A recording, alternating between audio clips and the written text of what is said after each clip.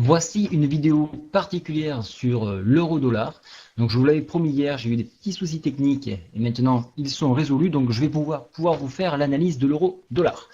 Alors, quelque chose qui doit vous frapper, c'est cette mèche ici, c'est pas une mèche, cette bougie qui qui coupe de part en part à la fois la MM10 et la MM20.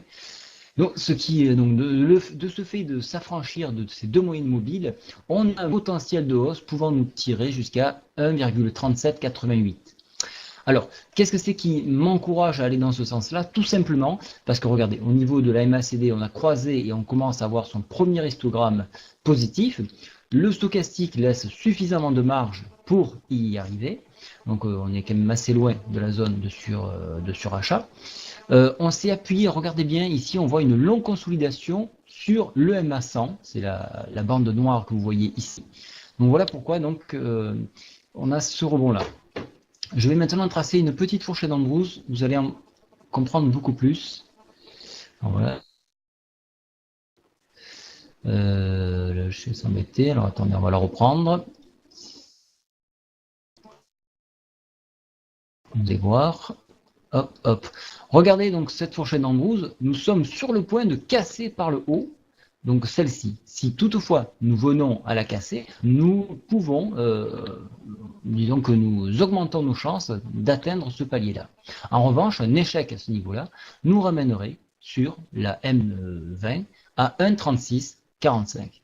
Alors, il faut savoir que en Europe, on a deux soucis. On a à la fois l'Allemagne qui peut tenir jusqu'à 1,45, qui pourra supporter un euro fort, mais, à contrario, nous avons l'Italie, nous avons le Portugal, nous avons l'Espagne, la France également, qui ne peuvent pas supporter un euro aussi fort. Donc, il n'y a pas 40 solutions. L'Allemagne interviendra avec l'ensemble de l'Europe lorsqu'on s'approchera de ce palier dangereux. Pour l'instant, on a toujours ce potentiel de hausse. Alors, ce potentiel de hausse est assez naissant. On l'a retrouvé, alors, si on fait des comparatifs, hein, en termes graphiques, attention. Hein. En termes graphiques, on se retrouve dans une configuration lorsqu'on était à 1,27. Voilà, on était monté à 1,34. Pas mal, ça vous porte à peu près à 1,45. Si je regarde maintenant en hebdomadaire, donc on retrouve la fourchette journalière, potentiel. Ici, nous sommes juste à un croisement donc des moyennes ici. Donc ce qui nous conforte dans l'idée qu'on peut effectivement passer ce barrage de la fourchette d'Ambrose, du haut de la fourchette d'Ambrose, et pourquoi pas rallier la Bollinger à 1,38-37 en hebdomadaire. Je vous mets en garde, regardez, attention, la Bollinger est en train de se contracter. Une contraction de la Bollinger peut indiquer un retour violent de la volatilité. Donc, on a beaucoup d'ingrédients. Regardez, donc on a traversé de part en part la 20 et la 10. Donc, on a un potentiel de hausse qui est présent. Donc,